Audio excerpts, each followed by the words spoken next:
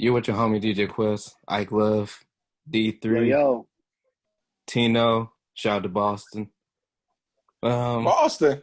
yeah, he the engineer. He ain't here. Yeah, that's my, yeah, Oh, he's I not thought you here right said now, but I thought, I thought you that's said my engineer. Tino, I as said in me Tino. being Yeah, from he said shout Boston. out. No, you ain't from I don't want Boston. you. Yeah, I don't want you. Yeah, I don't want you He to was claim. about to Look, be there's like, nothing wrong with Boston, but that ain't the set I claim. All right, like we got Tino here. Shout out to Boston. Like nah. But I already know how this is gonna go. You had a show this past Friday. Congratulations. I didn't know till I left. You played unreleased music for the Yeah. We album. played the whole new album. Yep, top to bottom. So when's that album coming out? This fall, coming to you a fall that's near you. You're not going to Donda us, are you? Huh? You're not going to Donda us, are you? come No, out no, in the no, no. I spring. can't die. I can't, I wish I had that many people caring about it if I dropped the album, bruh. I would Donda you every single chance I get. We go to Welcome Stadium, You're gonna play stand in it the and middle. shit, yeah. No, that'd be fire. I'm not even gonna lie, that'd be fire. UD Arena, just sit Yeah, just in the in the center middle of with the that moon, motherfucker. with the Yeah, moon, yeah. with the moon No, just that's fire. cascading over my red jumpsuit. Huh. Why don't they use Welcome Stadium for anything like that? Never mind. That's not even important. I mean, that's a good question, though. Is They it like never a do nothing cool concert? like that. Yeah. Like Welcome Stadium be a cool concert venue. That'd be dope. They use the Nutter Center for that kind of stuff all the time. Yeah. Yeah, for sure. But like it has that outside feel. So I don't know. I don't know I what I'm think it's talking because about. they don't sit, it doesn't sit that many people. I don't know how the seating capacity of Welcome Stadium, though. So I could be You could saying they sit. don't sit many people, but You could sit niggas in the fucking field, honestly. But whatever. Oh, I you mean, that'd be trying to put us dope. back in the field? Oh no, I can't Yeah. go with it. I can't do it. Oh man. He ain't with you this interview. I can't Damn, do it. I'm fucked up. But I feel like this is our first actual interview together because I've always played your No, music. No, no, it's there not. is. Yes, it I've been to the is. radio station, bro. Wait, I never interviewed you though. Yeah, I've been to the radio station for an interview with you at WSU. With me. Yes, with you. You calling me old because I don't remember? It's possible. I'm not calling you It's possible. old. I'm just saying you might be smoking a little too much. I don't even smoke at all. Probably too many food comas. Okay. I'll give you that. Okay, then you old. That's what we're gonna say that there. Dang, you just Dang. straight No, up. I definitely been. I did an interview with you back at WSU. It's the only time I did it. I think I did 2 interviews there. I did one with you, and I did one with that Daniel dude who does the like Ohio is on fire. How was that interview? It's fire. It was cool. From what I remember, it was all right. Oh, okay. Look, you try to get What me you to throw been? shade on people. You try to get me to throw shade. Nah. That's what, I've been hearing I different mean, stories, so if I you just want to can. know. What you been listening to, Tino? What's been in your man, I can't stop. Serato? It's no matter. Well, I don't got the Ciroc. I'm not a DJ, but I stay on the playlist. I stay on the Spotify and whatnot. I try and buy the stuff. Like I just recently bought. Like if I play you too many times, then I feel like I owe you some money. So I had to buy the SZA Control record. I also bought the Benny the Butcher Burden of Proof. But like the things that I'm listening to, right? What I'm listening to right now, like I can't stop listening to some Benny, man. Like that's like my dude right now. But I listen to a lot. I try to listen to a lot of local, or not local. I don't want to say local because I think that's got like a stigma to it. A lot of Ohio artists. I've been listening to Track Manifest. Been listening to the homie out of Canton, John PDMC. A lot of Trigno. I try and listen to a lot of different artists that do stuff that I admire around the area. Going just into your catalog and stuff. You talked about a lot of local people, Ohio people. I've had the pleasure of actually throwing a show up in Columbus with some Columbus-based artists and stuff like that. And one of them was Sam Rothstein, and I saw you did a record with him. How did I only seen one though, so like, is that somebody you plan on working with again? Somebody, because it was a good record. I really loved it, but like, it's only one. Do you think you're gonna try to do something again? You could do another project with him because you know you got the one you just dropped with another artist. K Is Carter, that yeah. something? We just did the Yeah, Save yeah, Money stuff. Like yeah, yeah. Fire. Sam's the homie. Like Sam has kind of pivoted to more of a. He's more wearing his booker, producer, or Right. promoter hat now. Like Right. he's running shows in Cleveland, Columbus, Cincinnati area now, and so he's Mhm. not really on his artistic stuff as much anymore. But I mean, that's one of my favorite MCs, and I just to have a record with him is an honor to me. The funny thing is, like back in the SoundCloud days when SoundCloud was popping, he typed in. He said he found me by typing in Ohio hip hop, and then like my record was like the first one that came up on a SoundCloud search. And then he from then on he liked the music. Then he shot me some of his music, and I was like, oh, I like the vibe of this. Like he was, and that was like I want to say 2014, 2013, and so we've known each other for 7 or 8 years now. And that's the homie for real. Are you sitting on like a lot of unreleased local projects? Like I you've really gotten in a lot of sessions, but y'all never put it out. like I don't sit on. I'm not sitting on anything that is like collaborative, except for the stuff that's on the new album. I guess that is sitting on collaborative stuff. I had that stuff since 2019, but like it's just when the pandemic hit, I was like, man, I really wanted to have a full-fledged album listening party or an album release party for this record because I felt like this was the record I had been trying to make the entirety of my rap career. And then now I listen to it and I was like, no, we can do better than that. I feel like that's the artist process, man. Like you make these things and then you think how great they are. And then by the time you get ready to release them, you kind of already over them in that way, in some Yeah. way. You didn't heard it 1,000 times. Yeah, I'd have heard it so many times. Like this is the first album I got a chance to sit with for a year and then go back and make revisions to. I was like, man, let's go back and get in the booth and do this. Maybe we'll add this outro. Maybe we'll change it up here. Maybe I'll try and sing a little part right here. And that I like that editing process a lot. It added more life to the project for me. Because normally I put something out and I go, man, I really wish I would have done this. I really wish I would have changed that. But this, I don't have any of that same like remorse about putting it out because it's like I sat with it for so long that I was able to get the things that I wanted to do, the things that I would have heard in my head afterwards already. So what Hey, was? I got a Okay. question for you. Yes, sir. So, yeah, so with everything that's been happening, when you paused to put the music together or come back and edit later, did life experiences happen for you to like add more to it? You know what I'm saying? While you was, kind of in hiatus with the tracks, man. Like, did just life happen and you got to add and build upon it, or you just Well, let it sit? I think the songs themselves, like whenever I hear like an instrumental, like it's like I don't know. For me, it's always like falling in love. The first time I hear an instrumental, it's like I never knew what life was like before you, and I don't really want to know what it's like. Like it's like it happens like that every time, and so Mhm. I always feel like I think CeeLo said it the best. He's like he feels like when he makes a song, he's like an archaeologist. He's got like a brush and a pickaxe, and like the words was always there. He just had to refine it, dust it off, and get to the bones of the song, the framework. And I think this just let me have more time to get to the bones of that framework because I might have flushed it out originally, but man, it might have been like another tail or arm or leg that I wasn't seeing before. And I was able to go ahead and, now that I had that time, I was able to fully go ahead and excavate that.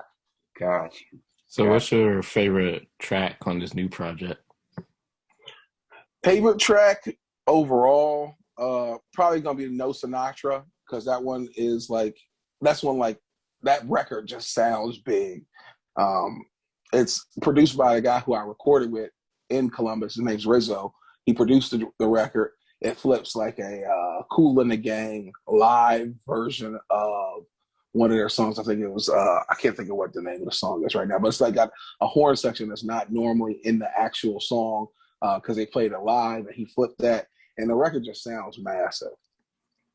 It's Have like you stadium music. was that the goal with this? To make stadium, no, the goal with the I wanted a track that Rizzo produced because like Rizzo, incredible producer. Like if you listen to anything from Columbus, a lot of the times the best stuff that I've heard come out of that area, he's touched in some way. Dreamcatchers has touched in some way. They either produced the record or they mixed and mastered the record.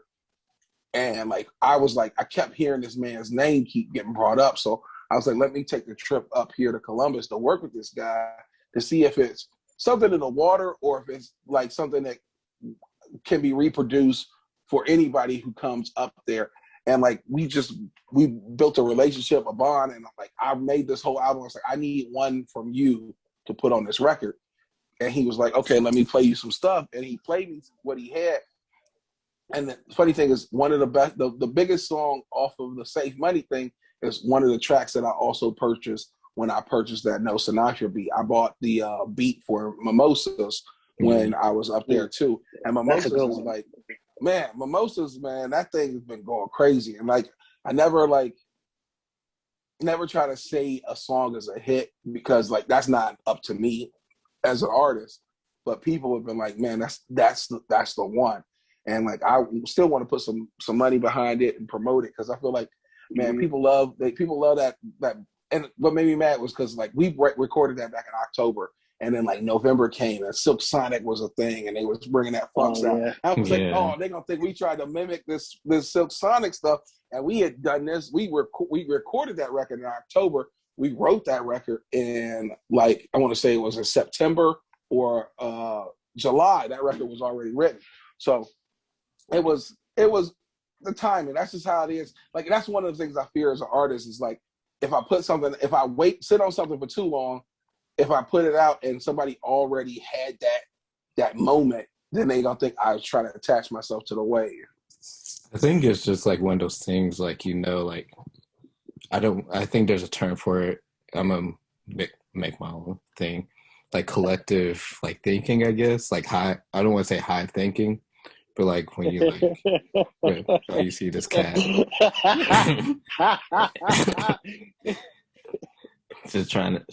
she has questions, but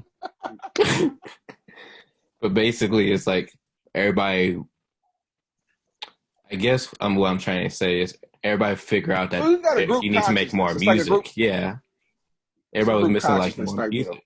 Yeah.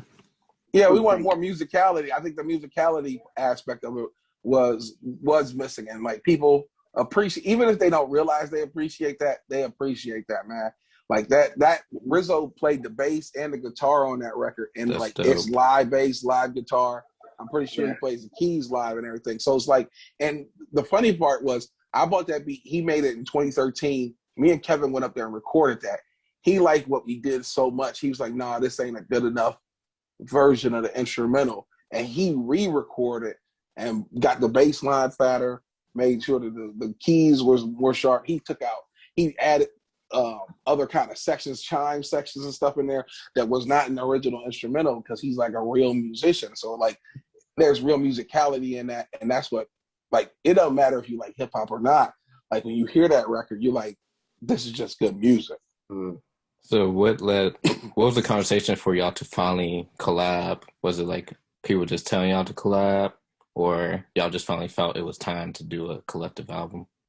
Man, me and Kevin known each other for a hot minute. Like we kind of was in like the same circles as far as shows go, but we never really got to be on the same bills until later on because it's like I got an appreciation for the man's work. And we started doing shows together. He would be like, "Hey man, I got a show here," or I'd be like, "Hey man, come play here." And we just had a mutual appreciation for what each other was doing. And we were at the E-Man Jones album listening party. And when you go to those things, man, and E-Man was playing dope records. And it's like, man, I'm sitting on some dope records myself. This was like, is this the Easy 92? Is this? Yeah, it was the Easy. It was the most recent full length. He played us that, and we was like, I think everybody was just feeling inspired. It was a lot of love in the room. Like Sneeko was there. There was a lot of different artists that was there. Like just appreciating the man. Once we got done with the whole listening, I slid out to the car. I was like, "Hey, Kev, come take a listen to some of this stuff I've been working on." And he was like, "I got some stuff I want to play." We passed the ox back and forth. We're showing each other records, and we was like, "Why don't we have a record together?" And at that point, we was like, "Okay, let's get together and let's do a track." He came over to the crib. I played him some potential beats. Every beat that I played him, he was like, put that one aside. And then I played him another, put that one aside too. And by the time I played the man about 9 or 10 beats, we had 8 or 9 beats in a folder. And we was like, all right, which one do we want to work on? He was like, man, let's do them all. Like, let's see how many of these we can knock out. And that's kind of how Safe Money was born. So that's good. That's real organic. Yeah, we wasn't trying to force nothing, man. We wanted to do one record together, and it just snowballed from there. Like it just like felt right. Like one of those things where wasn't no thoughts behind it. It was just all intention and feel. So what was it always 6 tracks or was there more tracks? There was initially supposed to be 8 tracks on the original release, but one of the beats, Kev wasn't like it's a Devin Burgess from Cincinnati did the beat, and Devin Burgess is a master of like the that off kilter style, like hip hop. Like his beats are in different pockets, and that Kevin wasn't really like fitting that vibe too well. Kevin likes his 4/4 structure to be on time. And so, right. And then there was another joint. I can't remember why we scrapped, but we scrapped that other one as well because we just wanted to go with the best we had coming out as far as the project goes because we didn't know how it was going to be received. We just wanted to do something together, and we ended up. Those were the best options. Those 6 songs. So you said, was someone saying something? No, you got it. Go ahead. So you finally, it's been like a couple of weeks, or I think it's been a month since you guys dropped it. What has been the response been to Safe Money? Oh man, it's been wild. Like we've done like over just the press alone on it. People have wanted to cover it like way more exponentially than when we did stuff solo wise. Like I'm pretty sure we probably did because it's during the pandemic, so we probably did like 6 or 7 Zoom interviews. They picked it up on WYSO, the radio, the public radio around here, and also on the WUDR. And like people call in and ask about it. I would get acts from the radio station, people asking, "Hey, what was the song that was just on at such and such time?" And they would be like, "Oh, that was Safe Money by Hip Hop Tino," and they would at me to let me know that these people were actually in their cars vibing to the song and stuff. So like just to have people really going to that extent to try and figure out who it is that they just heard, that's like a first for me in that regard. Really? I honestly thought that would happen more, to you, honest. Because when I think of you, Kev, and Flam and E-Man, y'all like kind of like top tier. Well, you got to think about this, like when you get on those radio stations, generally they don't play hip hop prominently, and so it's one of those things where the people who were calling in and asking about it weren't generally hip hop fans, but they were hearing Mimosas and they were like, "Well, what was that I just heard?" Because like it's got that funk beat to it, and they was like, "Okay, I don't even like hip hop, but this is that stuff that I want to listen to. I want more of this on the radio station." It's weird with the standard hip hop stuff because there's people you're not gonna get. That's why people have been saying that's more of a crossover hit, which is funny to me because I was like, I ain't even crossed. I don't know how I'm gonna cross over. You gotta cross first before you can cross over. But it's got that vibe where people who are not even into, and that's what I think the beauty of like the Silk Sonic stuff is like people who are not even into Anderson Pop or Bruno Mars individually, they like they know the words to that joint because it's like infectious. It's not. It just can't be denied. And so, just to be able to tap into something like that for the first time, yeah, I got hip hop. There's hip hop fans who are like, yeah, I heard you on the radio, like, but they already knew it was me, and they reached out like, hey, I heard you on the radio today. That song was dope. Blah blah blah. But it's never been really randos who have just been like, yo, what was that? I don't even like hip hop, but what was that? Like, So, question I got is, so you were talking about SoundCloud earlier, and that made me think of this question right away. But then you were just talking about like you haven't even crossed yet, and you're on the radio. How do you feel about like being? I don't want to call you a new artist because it sounds like you've been doing this a while, but you're still like new as far as just breaking onto like the hip hop scene and stuff like that, and in the limelight and the media.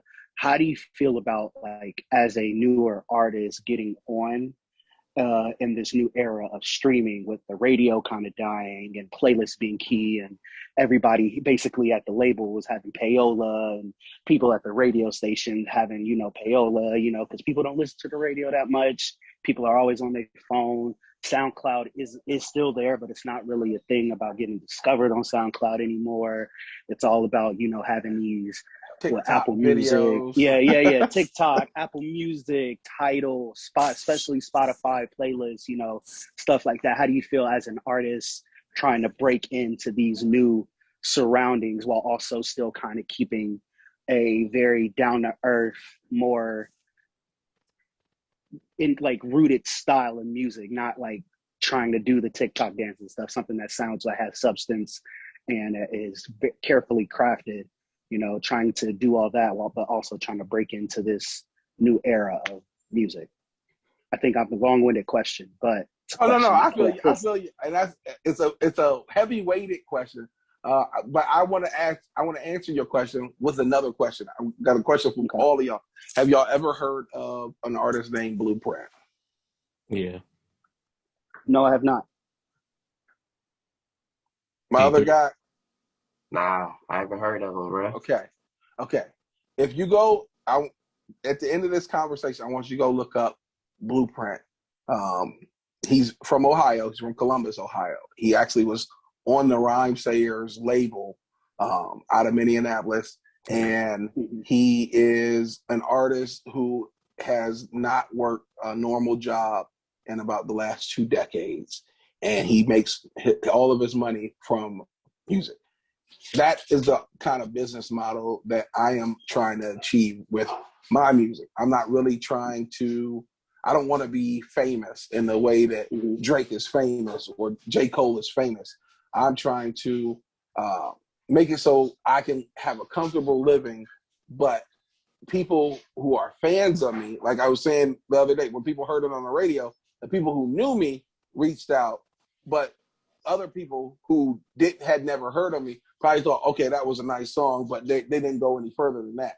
I feel like it only really takes, and Nipsey, I feel like, had one of the best business models. It only takes really 1,000 true fans who are willing to spend $50 to $100 with you a year, because then that's $50,000 to $100,000 a year that you're making. I work in IT, and I don't make $50,000 a year doing what I do on a day-to-day basis. So if I could do that without having to worry about being the next Kanye or being the next young boy, blah, blah, blah, or Lil Uzi Vert, or trying to compete with them on the TikTok side, like that's never been, like at one point there was a desire to be on the same level as Wale, Cole, Kendrick, those people that I listened to while I was starting out. Because you said, to most people, I would, if I came out, if all of a sudden I had a song on the radio that was nationwide right now, I would be a new artist. But I've been doing this for a decade now.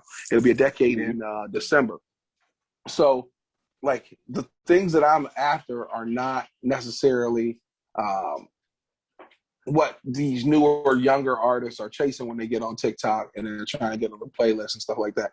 I'm just adding value to lives that I know, and then hopefully that branches out organically from word of mouth, because a lot of what I do is word of mouth, And you can be TikTok, you can be viral one day and then nobody care about you the next. But if you built a body of work that speaks for itself, like if you go and check out my catalog now, like if you go to my bank, like I release things through Bandcamp before I even put them on Spotify, and people buy things from my Bandcamp. Like I put out Past Due, and Past Due did over $1,000 in sales off of a Name Your Price project. I didn't even tell you what price to pay for it, and that people were purchasing the album at $75 for a 5-track EP.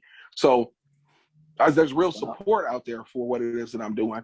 But then there's also people who only paid $1 at the same. So it evens out in the end. But it's one of those things where it's like, I really just want to get to a point where it's a sustainable living and not really trying to be in the limelight in that regard. Okay. I respect that. I respect that a lot, actually. And it says reporting in progress. Is it just you now? Mike is here. Okay. Yeah. I'm right We're here. waiting. Yeah, y'all got me on that free 99 version. Hey, this budget. I ain't mad at it. This tight budget. I'm actually surprised they kicked this off. Huh? I'm actually surprised they kicked us off this time because I've been getting away with it. So. Oh yeah, it told me. Tired of your foolishness. Yeah, you gotta show love. You gotta show love as soon. They said, open that wallet up. I was like, I don't care about your empty threats. Boop. They said empty what? But yeah. That's not the artist. I mean, I'm up in age now, bro. I'm 35. I'm not trying to. Oh wow! I ain't trying to get popping. Yeah, I ain't trying to get popping like that. But I do got, like, when I put merchandise out, I sell out. Like I sold out sweatshirts. I sell out hats, like online. Like not even like it's not.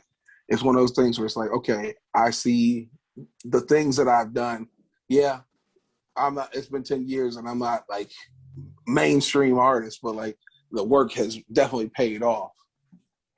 I think my thing is with like, I think I'm curious on like, if you thought about like statewide touring, or like you don't, like what's your stance on that, or how come you haven't like gone all through the states, or did you already? Man, I didn't play, you name it, I played Toledo, Youngstown, Cleveland, Athens, Columbus, Cincinnati, not Newark, but it's another smaller city that's like in that same southeastern area of Ohio. I'd have played tons of places in Ohio. Like I played Pittsburgh, St. Louis, played in Covington, done some shows in Indiana. Like I wherever they have me, bro, I go. I was supposed to play before the pandemic hit. I was supposed to play in Lincoln, Nebraska. I ain't even know they got black people in Lincoln, Nebraska. But I was gonna go. I get paid to do it. So is there anybody? Oh, my bad, Stacey. You go ahead and ask. I feel like we was probably gonna ask the same question.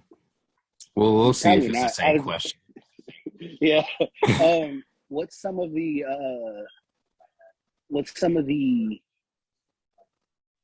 like artists in Ohio that you have yet to work with that you really, really want to work with? Man, John P, the MC, that's the homie. Like we chat weekly, but we haven't done anything. It'd be nice to work with him. But like it's one of those things where like I'm so peculiar about when it comes to features. Like I only ask a person to feature on a song if I hear their voice on that song.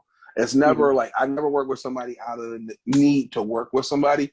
Like as long as it comes along in a way that I feel was natural, that's when I know it's right. And I've never been led astray doing that. Like all of the features I've ever done, I feel like have worked out so well just because that's the way that I've done it. Like I've got friends that I've never worked with because I just never heard their voice on a record. Mm-hmm. Like, and I never take offense to anybody not having me be on their stuff, because I also wouldn't want to get out rap. No, I'm just. I was just about to No, say, have you thought about going on like a J. Cole run? Because like 2018, to 2019, J. Cole was on like a run of just like features that he was just killing, no matter what type of song it was. It could be trap, it could be R&B, it could be backpack. You know, like I got just in the last month, in the last 2 years, I've done a pop folk song. I've done dream pop songs. I've done a rock and roll feature. I've done I've done so many features, but most of the features I get asked to do are from bands. Like, bands asking me to be on their records. Like, I've been asked I got songs with Night Beast, Moira. I got a song with this about to come out. I'm messing. Don't edit this part out because I'm forgetting their name. But I got a song that's coming out that's gonna be pop.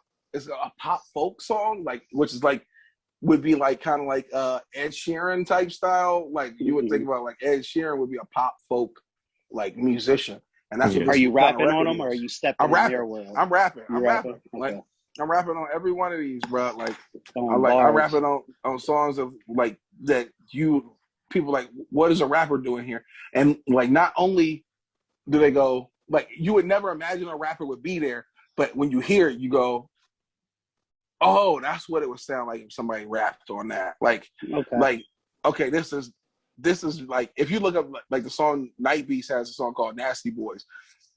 I'm on that joint, and it's like, it's hard metal guitars and everything, and like, I'm just snapping on that joint. But it's not one of those things where you would expect to have heard a rapper come in on that joint and just take off like that. So, not sure. I can't speak anymore. So, I think I read it on your Bandcamp, because you just put out a project with your band. Yes. And I think it was somewhere where it said that a lot of venues in Dayton wasn't letting hip hop artists perform. Well, it was my drummer Paige, she's like a multi-talented singer-songwriter. She's in a couple bands herself, and she came up to me one day and she was like, I need to play drums for you, and Chris is gonna play bass, and we're gonna put you in this band, and this way you can play venues that don't traditionally let hip-hop play. And yeah, that was one of those things, was like, I was only playing that strip on Colonel Glenn, either W.O. Wright's or One Eyed Jacks. Sometimes I would make it out to Yellow Springs to play Peaches, but I didn't get to play stuff downtown, because for the most part, if you were playing downtown, you needed a band to play to get your foot in the door of places.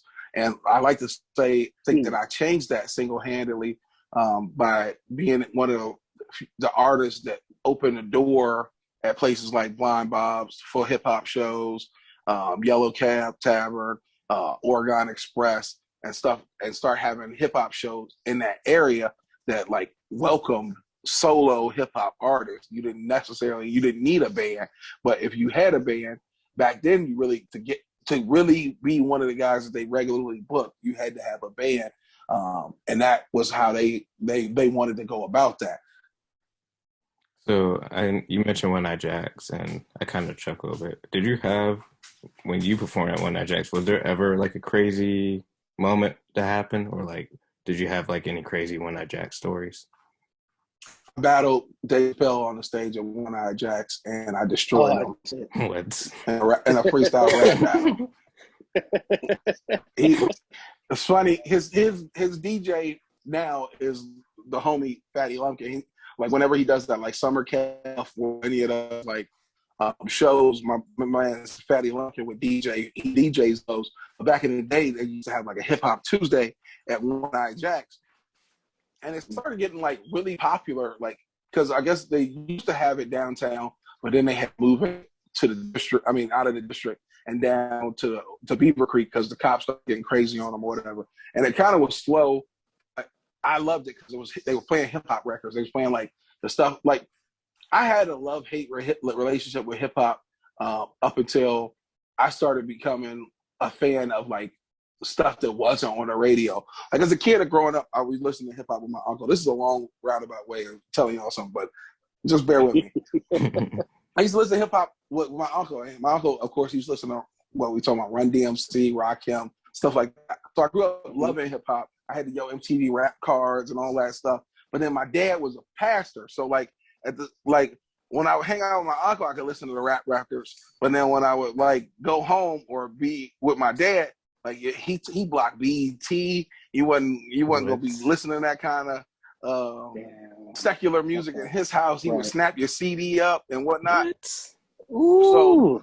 So like then I got to college and like they gave us like free Napster. Like Napster went legit for a minute. Wow. And Napster was actually ahead of its time because Napster was doing what Spotify does now. Like not the bootleg Napster, crazy. like not the bootleg Napster where you was like stealing the songs. Like they had the streaming stuff set up. They went legit. And Wright State gave us a free subscription to it. So like when I got to college, I was listening to everything. I was listening to Lil Wayne. I was listening to all of that stuff out of Texas, like Slim Thug, UGK, everything. And then like, what year was this?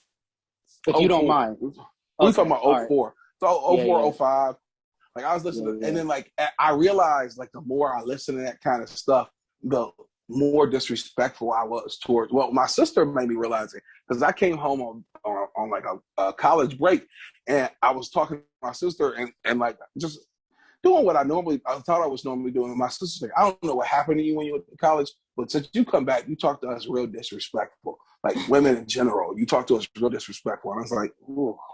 I realized that the stuff that I was listening to was like really affecting who I was. Like, so I just kind of like abandoned hip hop for like years. Like I was really, this don't sound wild. Like I was really just listening to emo music. Like my college roommate was a white dude, and like he listened to Fall Out Boy and My Chemical Romance and all that.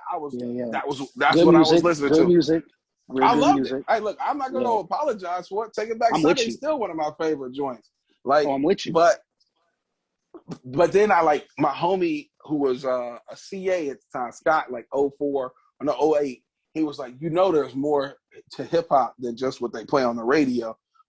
If you really love the craft, you really love the art, here's some stuff. So he put me on a Little Brother. He put me on to Knife. He put me on to like all kind of like Camp Low. He put me on. He's like these are the different things that you can listen to instead of. And so I just like went down this rabbit hole. I was listening to Mortal Technique. I was listening to Jean Grey. I was listening to all of these different underground hip hop, and I wanted to be like but that's also how I discovered stuff like the first time I heard Wale, and Wale featured Cole on like Back to the Feature. That's the first time I heard Cole, and then like I started listening to more Cole. I started listening to more Wale. I started like these guys. This is what was crazy. Like the time I was falling back in love with hip hop was all the time. Like all these artists was like starting to blossom, starting to become the talented artists they was. And the funny thing about it, like I was like, oh, Wale gonna say it again. I was like, oh, J. Cole gonna say it again. It's gonna be one of these things where I'm gonna turn on the radio and they're gonna be playing real hip hop again. Like, cause I become like this hip hop purist. And like if you wasn't with the bars, I didn't want to listen to you. Like, and then like I even grew out of that phase at one point. Like it's like I get you can like something just because of the vibe. It doesn't necessarily have to be all lyrical miracle stuff. But yeah, the craziest thing that ever happened to me was I battled Dave Chappelle at One Eye Jacks because they was doing Hip Hop Tuesday and they was playing on old school records, and he likes the old school kind of records, but he also liked the new stuff. And he would show up. We would do like a freestyle cipher at the end of the night, and he showed up one night. He was like, "Who's the best person in here?" And everybody started yelling my name, and they pushed me on stage, and I had to serve him. It was just one of those situations. I hated it had to be him. I hated it had to be him. So I got a question. About your music, actually. Funny that you end up going into Wale and them like that. I was just going to ask you because I haven't like before Stacy told me about you, I'd never heard of you, so I went and got into your music, and I listened to at least what was on Apple Music, most of your catalog, and a lot of it, I would say outside of this last project you did, the joint one, but even some on there, a lot of stuff you do have that same feeling and same just sound that I get when you listen to a lot of the blog era hip hop and stuff like that. Like, would you say that had a really, really big, like, lasting impression on you? Because you said back when you started getting into hip hop, you were just like, oh, you got Wale, J. Cole. That's like '08, '09. You know, Yeah, Big that's Crit even was in Drake. there. Yeah, Like, yeah, Crit. yeah, Yep. yep. That era for me was like, it was like a renaissance for me, because it was like, even with Drake, like when Drake came on the scene, like I remember, funny thing about finding out Drake, I thought Drake, only reason I even discovered Drake like ahead of the curve before like he became bigger. And that's like one of the favorite things the blog era people used to like to say. I found this person before they was even huge, but like Yeah, for sure. I used to have to get up for my job at Sam's Club early in the morning on Saturdays or whatever, and they would play Degrassi in the morning.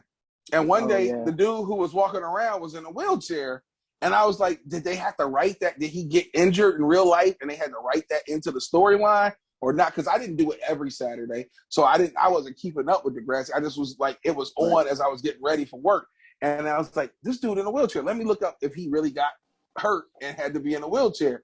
And then I found out his name was Aubrey, and I was laughing, and I said his name was Aubrey, and he goes by the rap name Drake. I laughed at Wikipedia for like 4 minutes straight. I'm not going to cap. And then I went to go find the song, and I found him doing a song with Trey Songz, "Replacement Girl." Oh, I That's like, remember that. he not even trash. And then like comeback season was out, and then he snapped over that "Say You Will," the like Kanye 808s and Heartbreak, "Say You Will." I was like, oh no, he kind of special. Like, and I remember trying to early '09, trying to put people on to this man, but nobody cared.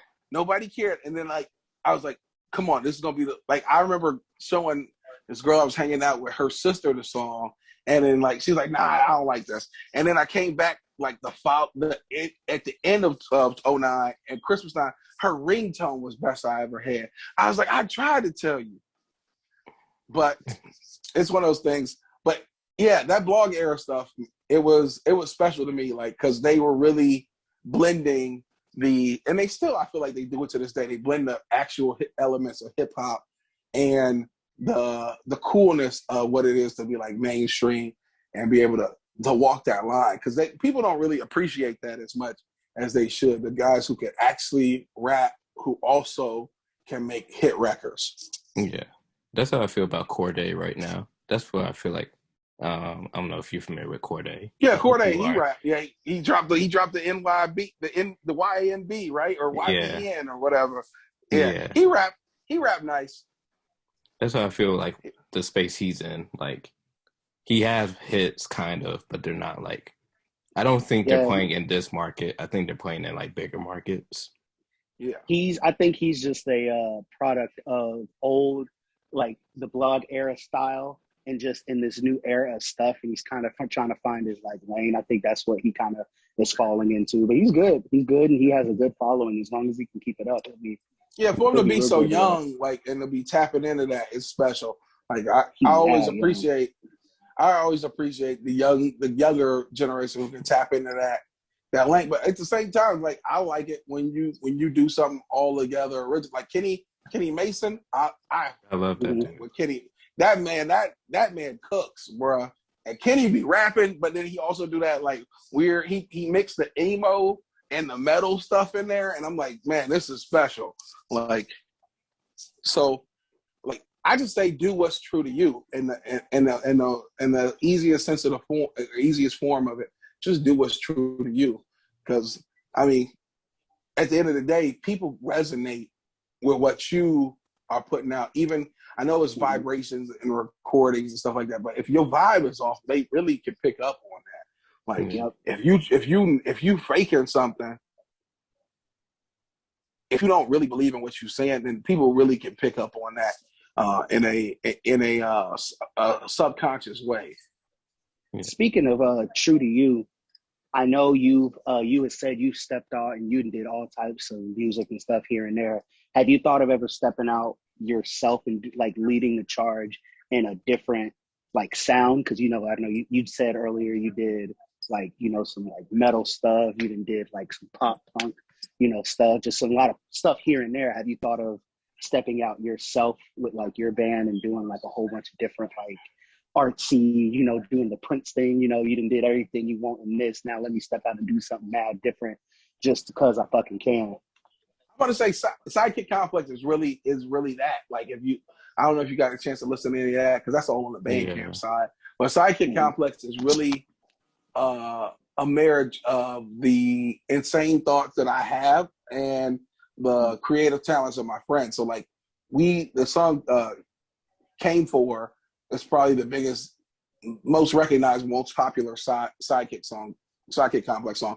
And that really is the blending of two vibes, which is funny you said Prince, because it's like, if you get a chance to listen to Came For, it's Prince mixed with Mac Miller, Will You Stay? Like, so like that, like, cause I was obsessed with that album when it came out. And I was like, and especially that record, like, Will You Stay just a little while? Like, I just love that. And then I was like, what if we sped that up, but then like added some like Prince vibe to it? So that's when it became, you know what I came for? Like, I just like was like trying to marry those two universes with that particular vibe. So like that's what Sidekick Complex is. We do stuff that's close to Roots. We do stuff that's close to Rage Against the Machine. We do stuff that's close to that vibe that's like Prince, Mac Miller. We do stuff that's like even Gambino. Like I like wrote a song that was like really heavily influenced by like some Gambino stuff. And I'm not a good singer at all, but like I feel like what emo music taught me is you don't really necessarily have to be a good singer if you know your strengths of your voice. Yeah.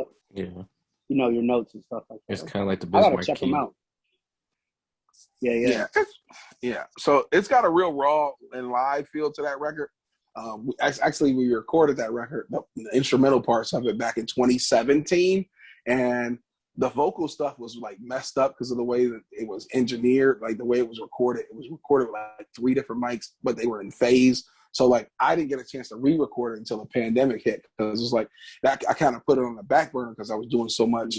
I was actually at that time, after 2017, I was actually started mixing and mastering my own record, which is the first and only time I've done my own mixing and mastering was for the album From Ohio with Love. So I was automatically thrown into that.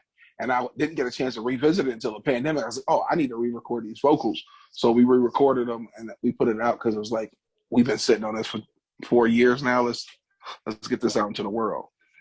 So was there other stuff? I know you said record that in 2017. Was there other Sidekick Complex stuff? No, Sidekick Complex that's the only problem with, I feel, with having a band is a band has to be all together when you're recording something. Like you got to get all the drum parts recorded out. You got to get all of the bass parts recorded out. And then I can come lay the vocals or whatever. But like as a solo hip hop artist, all I had to do is just show up with the tracks and knock my stuff out. I can do an album myself in 8-hour span, like 6 to 8 hour span. If I'm on top of my game, I can do an EP to 9-track album in that span of a time, versus with a band where it's like a multi-part process. So, dang, I already lost my question. You still there? Yeah, I'm still here. Cool. Yeah, blacked out for a minute. I got the low power mode. The low power mode. Oh, same. What was I going to say? So basically, I know back you said earlier you were talking about you had a love and hate relationship with hip hop. So where, maybe you told me before, and I don't really remember, when did you really start actually rapping? Was it like after you got over that hump, or? I was after I got over that hump where I realized that you can do more with rap than just talk about the materialistic side of things and the degrading of other people or women and stuff like that. Once I got past that misogynistic era, then don't get me wrong, I love me some misogynistic raps. Future, man, Future out there, man. the most Hey. toxic male, man. Like I be Toxic king. man, you put March Madness on, we good. You put I'm there for it. The But Church of like Future. at the same time, yeah, the toxic church of future Christ. But at the same time, it's like the things that I represent didn't align. I felt like I never even intended to be a rapper. I was really just dealing with some emotional stuff after dealing with like a female issue, and it kind of just came out as rap. I was actually on vacation, and like it was my man's destination wedding, and I'm dark. Y'all can I mean, I'm trying to get good lighting right now, but I'm a dark skinned brother, and so in Florida, that Florida sun was not doing me no favors, and I was like, you know what? During the heat of the day, I'm staying on the inside, while y'all can go out and be in the pool. So while I had the whole condo to myself, that's when I was like listening to Crit, I was listening to Cole, I was listening to Wale, and like while I was listening to these songs that I was in love with, like I started writing these rhymes. Like I think it was "Children of the World" by Big Crit. I was listening to that song and I just started writing. Like I didn't even intend to. I was like doing a Sudoku puzzle or something like that at the same time, and I was like, and I just started writing what I was feeling at the time, and I never intended to actually share it with anybody, but it was real therapeutic for me because I think as a black man especially, we are taught to keep things within ourselves emotionally and not to actually express those things outwardly into the world. So this was like a release for me, and it ended up being I ended up enjoying it so much that I was doing it all the time. Like it was hard to find me not writing to something, trying to get something off my chest or work through something I was dealing with. And I was like, you know what? I don't know if any of this is good or not. Let's put it on YouTube because I know YouTube is going to be brutally honest with me. So I threw it up on the first raps I ever wrote, and there's still a lot of them on my YouTube channel because I don't want to take them down because they were like the first derivations of any kind of raps that I was doing. I was recording right through my laptop mic while playing the beat from YouTube at the same time, and I was throwing these things online. And like the people were more overwhelmingly positive. I mean, there was haters. There was for sure haters or people who didn't like it. Like, but most of the time it was like, hey, this sound quality is ass, but these rhymes is tight. If you just upgrade whatever you're recording on, I would definitely keep checking you out. And like that let me get the confidence to start going to open mics to try and see what real people would think of the music. And so that's kind of how it started back in 2009, 2010, I want to say. I started going to open mics in 2010. Okay. So how do you go ahead. My bad. You go ahead, go. I just was going to ask a random question. Okay. So how do you feel about the Dayton music scene overall since you've probably been rapping for almost like a decade now? I think Dayton's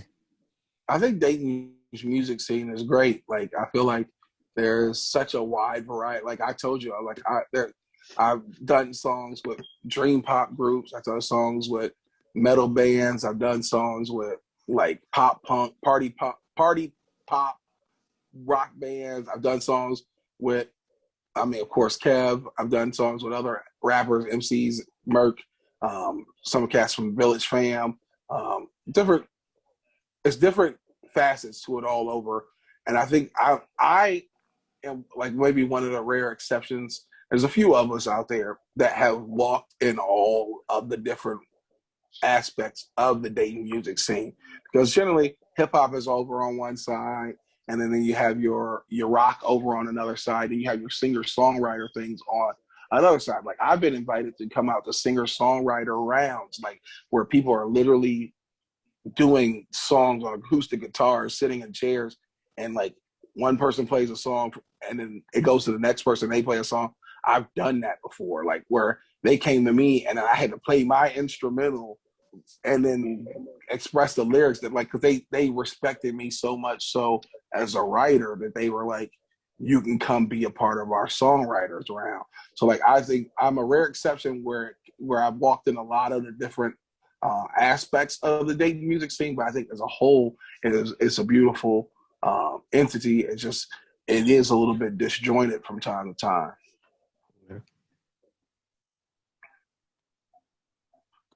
It's dope. I really like that. With just you getting like just included with just songwriting and stuff. Have you ever thought about like writing for people, ghost writing, or just like penning music? Just because you know how with some people they can't do it themselves as far as like some records, but like they know if they write it and they give it to somebody else, it'll rock. Have you ever thought about doing stuff like that?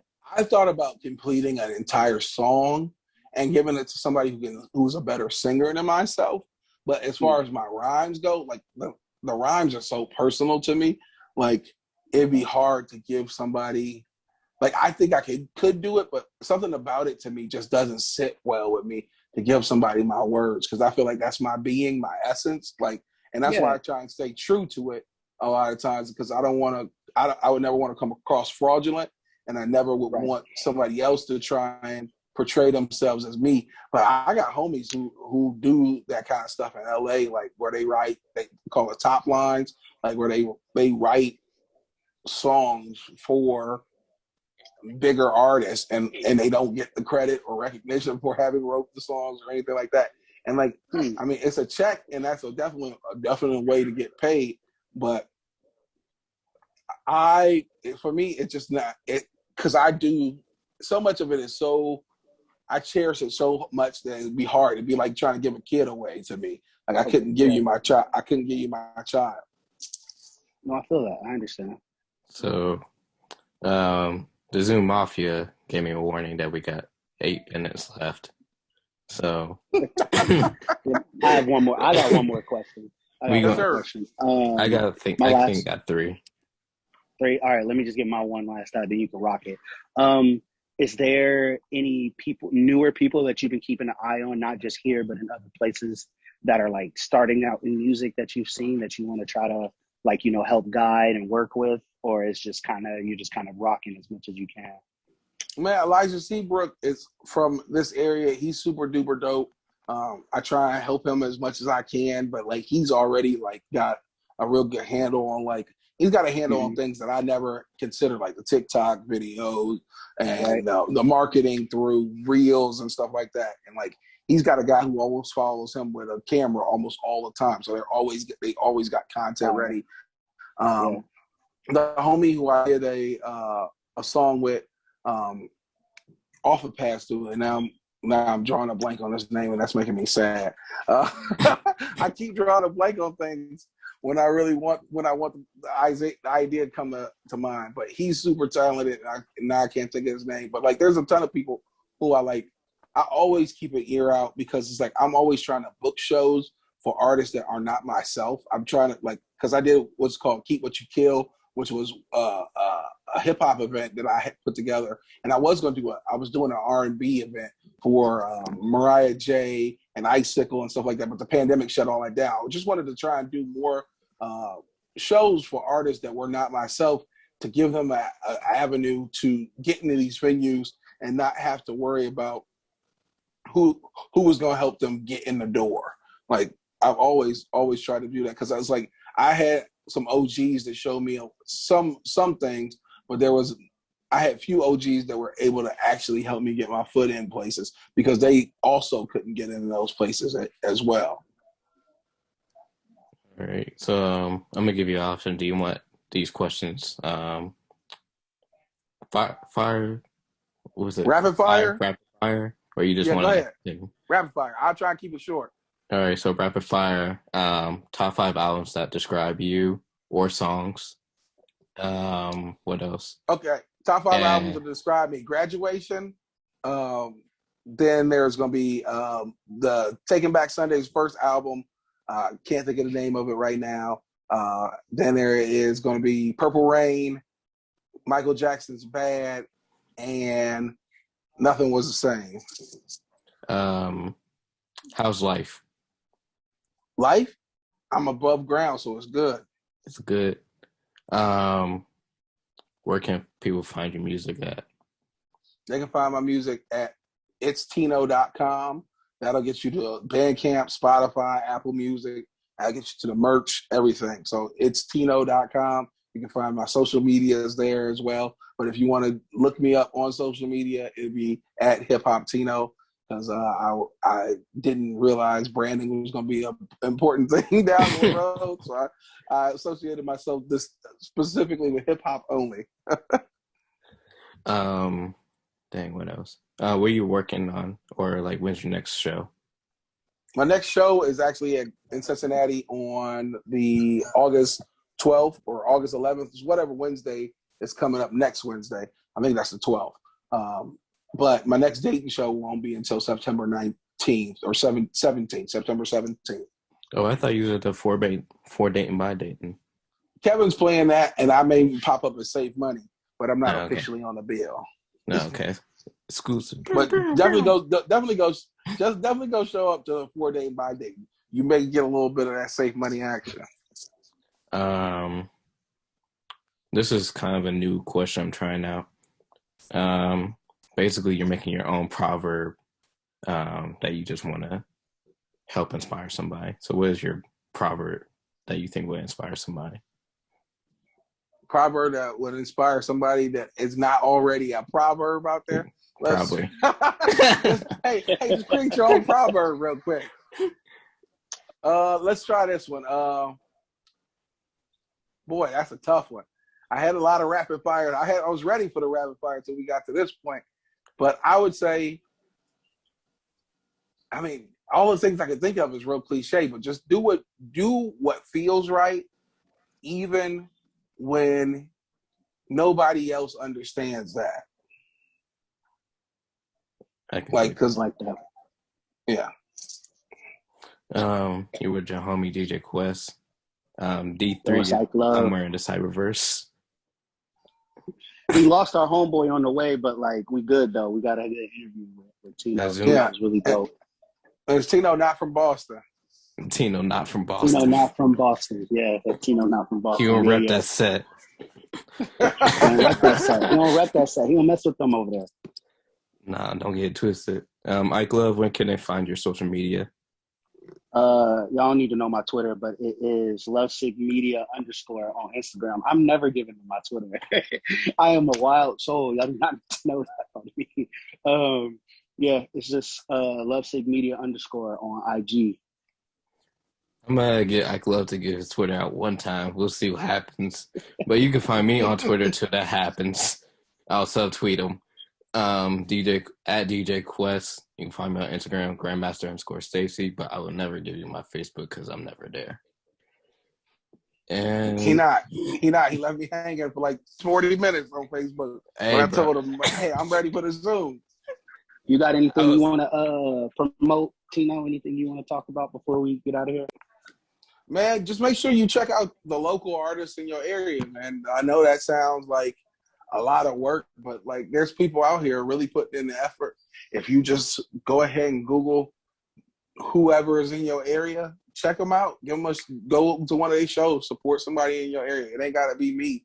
It's wherever you might be listening to this from. Go show some love. And we still don't have a name for it. We gotta name the show eventually. We'll name this interview later. But we're out of here, so the Zoom mafia won't try to act up. They already got D3 in prison. It's all good though. I like this though. I like Zoom. It's my first time using it. Oh, I'm always using it. It's fire. All right. Zoom is fire. He said, I can't believe you went through the whole pandemic and never had to use Zoom. I've never had to use Zoom. How did you manage that? I work retail, so we just was showing up. we was essential. But like, we had our family reunion on Zoom, bro. Like, oh, no. Oh wow. I'll call them niggas. It's all good. Yeah, it was like 45 of us on there, and it was annoying because none of the old folks can know how to mute their stuff. Nah, I'm all right. See, that's exactly why I couldn't do it. Oh, I'll just try y'all another time. The mofos talking trash, but they forgot to Yeah. mute you. Oh, for sure. Oh, look at this stank ass join the chat. Grandma, we can't hear you. Oh, damn. He still owe me $30. Shit. But I thank you for appreciate you, Tino. Of course. thanks, Tino. I appreciate y'all, man. Let me know when it's live. I'll Oh, definitely we let you got know. you. We I working. probably won't We listen got to you. it ever again because I hate myself. But Oh my gosh. Same. If I got if I gotta listen to myself, you gotta listen to yourself too. no, I won't do it. But I'll let people know that if they want to put themselves through that torture. All right. All right, y'all be easy. You too. Be easy. Peace. Peace. Peace. Do we